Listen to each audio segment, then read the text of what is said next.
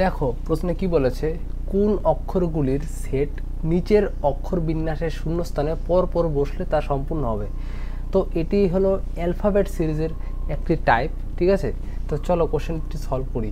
এটা WBSI এবার যেটা কিছুদিন আগে এক্সাম হলো সেখানে এসেছে, ঠিক আছে। তো চলো কোশ্চেনটি সলভ করি।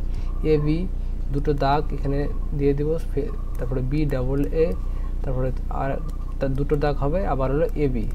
তো এরকম প্রশ্ন সলভ করার জন্য কি করতে হবে, প্রথমে গুনতে হবে কতগুলি জায়গা রয়েছে। যেমন A আর B একটা জায়গা রয়েছে, মানে A একটি জায়গা রয়েছে, B একটি জায়গা রয়েছে, এমন করে সবগুলি একটি না একটি জায়গা রয়েছে, ঠিক আছে, জায়গায় রয়েছে। তো সেখানে A B দুটি হলো, তিনটি চারটি, পাঁচটি ছটি, সাতটি আটটি, নটি দশটি, 11টি 12টি, টোটাল কতটি রয়েছে? 12টির জায়গা রয়েছে, ঠিক আছে।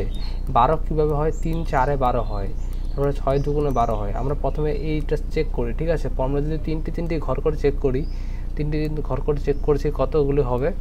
দেখো এখানের মধ্যে কত রয়েছে, এখানের মধ্যে বি এর পরে কি রয়েছে? এ রয়েছে। আমরা এখানে এ দিয়ে চেক করে দেখছি স্যাটিসফাই করছে কিনা। বি এর পরে এ দিলাম, দেখো এ বি এ হচ্ছে। আবার বি এর আগে আবার এ দিয়ে দেখি, এখানে যেহেতু বি এর আগে এ রয়েছে, এখানেও দিয়ে দেখি এ বি এ হচ্ছে। তারপরে এ, এখন তাহলে এগুলো কী হবে?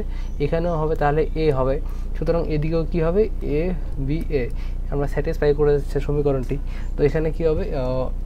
এ অ্যান্সার হবে কি? অ্যান্সার হবে এ A B A A A A A A B A. B number অপশনটি হবে এই প্রশ্নের কারেক্ট অ্যান্সার, ঠিক আছে। এরকমভাবে তোমরা সলভ করবে কোশ্চেনটি। Okay, thanks for watching the video.